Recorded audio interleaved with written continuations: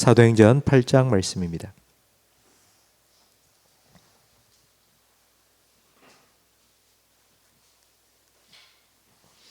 사도행전 8장 9절부터 25절까지 한 절씩 교독하겠습니다. 그 성에 시몬이라는 사람이 전부터 있어 마술을 행하여 사마리아 백성을 놀라게 하며 자칭 큰 자라 하니 낮은 사람부터 높은 사람까지 다 따르며 이르되 이 사람은 크다 일컫는 하나님의 능력이라 하더라. 오랫동안 그 마술에 놀랐으므로 그들이 따르더니 빌립이 하나님 나라와 및 예수 그리스도의 이름에 관하여 전도함을 그들이 믿고 남녀가 다 세례를 받으니 시몬도 믿고 세례를 받은 후에 전심으로 빌립을 따라다니며 그 나타나는 표적과 큰 능력을 보고 놀라니라. 예루살렘에 있는 사도들이 사마리아도 하나님의 말씀을 받았다 함을 듣고 베드로와 요한을 보내매 그들이 내려가서 그들을 위하여 성령 받기를 기도하니 이는 아직 한 사람에게도 성령 내리신 일이 없고 오직 주 예수의 이름으로 세례만 받을 뿐이더라. 이에 두 사도가 그들에게 안수하며 성령을 받는지라.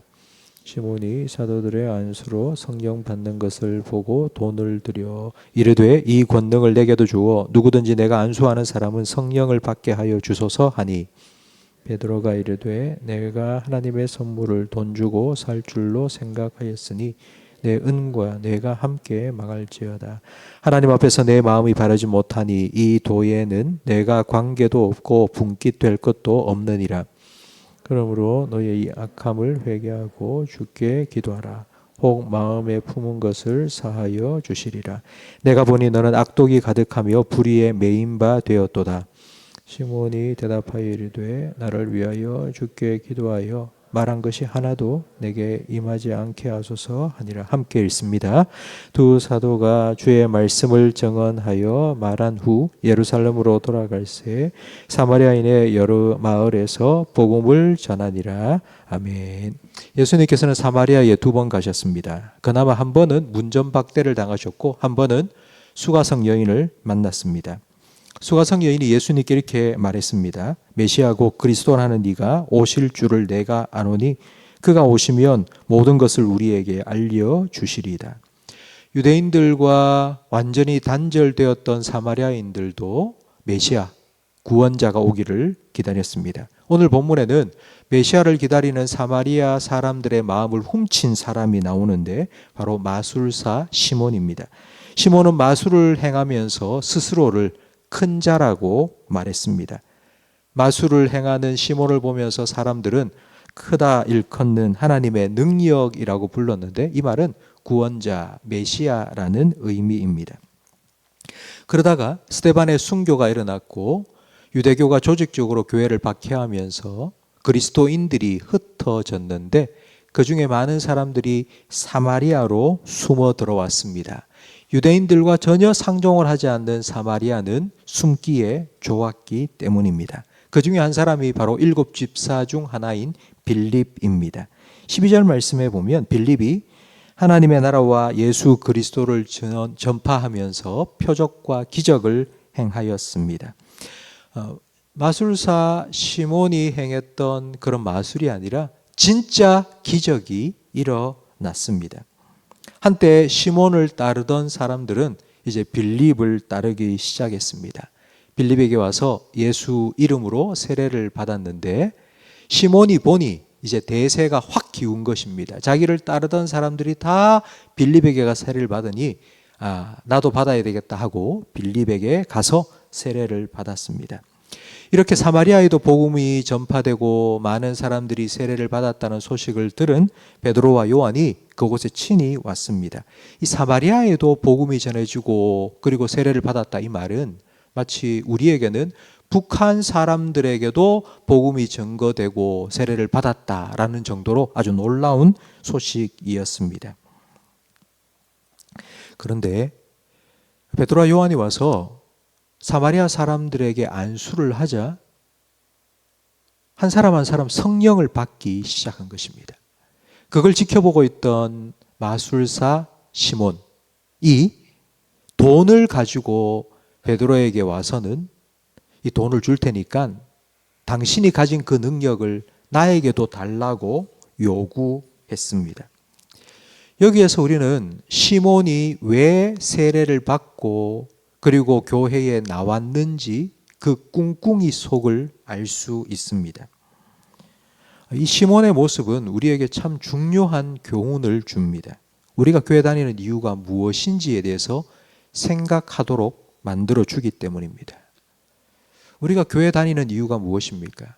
우리가 처음 교회 다닐 때는 뭔가를 받고 얻기 위해서 왔습니다. 가난하고 배고팠던 시절 부활절 가면 계란을 주고 성탄절 가면 떡을 줍니다.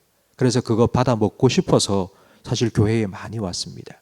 그러나 신앙생활을 좀 하면서 이런 신앙생활의 이유와 목적이 달라져야 되겠죠. 이민교회를 가보면 한국에서는 전혀 신앙생활을 하지 않은 분들이 이민을 오면서부터는 교회 생활을 열심히 합니다.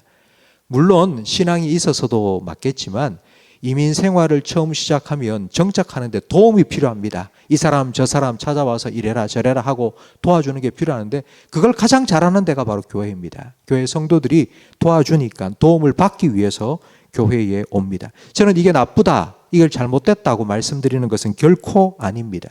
누구나 다 이런 접촉점을 통해서 교회에 오고 신앙생활을 시작하면서 예수님을 만나게 됩니다. 그런데 신앙생활을 하다 보면 교회에 왔다 갔다가 아니라 교회의 주인을 만나야죠. 집에 방문을 해서 아이고 집 좋다 하고 가는 게 아니라 그 집 주인을 만나야 되지 않습니까? 주인을 만나면 내가 이걸 얻기 위해서 왔지만 주님께서 나에게 이걸 원하시는구나 라는 것을 깨닫게 됩니다. 이름으로써 진정한 신앙생활이 시작됩니다. 그런데 시몬은 세례를 받고 빌립을 열심히 쫓아다니기는 했지만 그의 마음속에는 아직 자기 자신만 가득 차 있습니다. 성령의 능력을 돈을 주고 사려고 한 것입니다. 내가 돈을 주고 성령을 임하게 하는 능력을 받으면 내가 왕년에 누렸던 그 인기, 수많은 사람들이 나를 따라오면서 와 크도다 하나님의 능력이요 메시아요 구원자요 그렇게 말했던 그 옛날의 영광을 다시 회복할 것이라고 생각했기 때문입니다. 신앙생활을 하면서 여전히 사람들로부터 인정받고 박수받고 사람들이 나를 따라다니고 사람들의 높임을 받고 내가 드러나고 나를 높이기 원하는 그런 마음이 계속 시몬에게 있었던 것입니다. 그런데 이런 마음으로 아무리 자기 몸을 불사르게 내어주고 자기의 재산을 다 팔아 갖다 바친다 한들 아무런 소용이 없습니다. 아무런 소용이 없습니다. 자기 몸을 불사르게 내어줄지라도 아무것도 아니고 아무 유익이 없습니다. 시몬의 이런 모습은 우리가 지금 교회에서 신앙생활하고 있는 동기가 무엇인지, 내가 교회에서 열심히 사역하고 그리고 봉사하고 헌신하고 있는 내 동기가 무엇인지를 점검하라는 주님의 메시지를 오늘 본문을 통해서 우리는 들을 수 있습니다. 이 마술사 시몬과 비슷한 일을 당한 사람이 성경에 한 사람 더 나오는데 바로 그 사람은 세례 요한입니다. 한때는 세례 요한에게 모든 사람이 나와서 머리를 내밀고 세례를 받았습니다. 그러자 예수님이 등장했습니다. 세례 요한을 따르던 많은 사람들이 다 자기를 떠나 예수님께로 몰려갔습니다. 오늘 본문에 나오는 시몬과 비슷한 일을 겪었죠. 그런데 세례 요한의 반응은 완전 180도 달랐습니다. 세례 요한은 이렇게 말했습니다. 예수님은 흥하여야 되고 나는 망하여야 되겠다고. 나는 쇠하여야 되겠다고. 나는 사라지고 예수님만 드러나야 되겠다고. 나는 없어져도 되고 예수님만 높임을 받아야 되겠다고 고백했습니다. 성도 여러분, 혹시 우리에게는 마술사 시몬과 같은 마음이 있습니까? 아니면 세례 요한과 같은 마음이 있습니까? 내가 바라고 내가 원하는 것을 얻기 위해서 신앙생활을 하고 있습니까? 만약 그렇다면 그건 하나님을 이용하는 것이고 예수님을 이용하는 것입니다.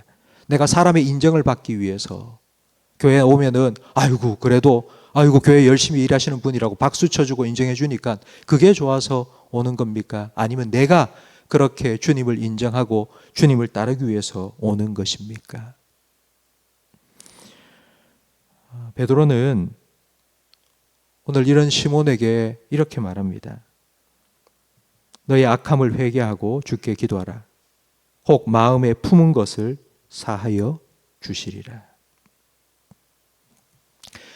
매일매일 나의 모습을 돌아보고 혹시라도 말씀의 거울 앞에 나도 이 시몬과 같은 마음이 있다면 주님 앞에 내려놓아야 합니다.